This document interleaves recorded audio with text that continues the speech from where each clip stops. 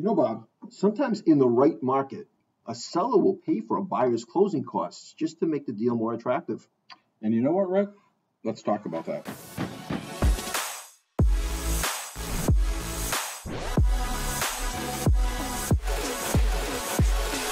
Hello, and welcome to this episode of What's Their MO. I'm Rick Masnick. And I'm Bob Orlando, and today we want to talk about seller concessions.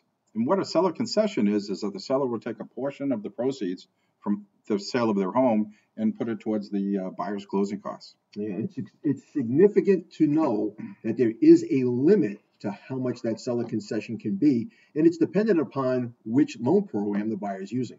Yeah, and as you can see in this illustration, if you're using conventional financing, there's a difference depending upon the down payment.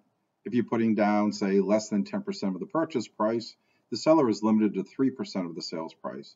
If you're putting down between 10 to 25%, the limit is 6% of the sales price. And if you're actually putting down, say, more than 25% of the sales price, the seller can contribute up to 9% of the sales price, towards your closing costs. Yeah. When you get into an FHA loan, it doesn't matter how much the down payment is. The seller's limited to 6% of the sales price as a seller concession.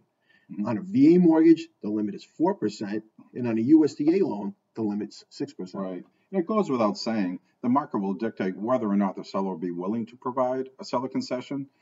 So in this market, it might be a little tough, but it's not impossible.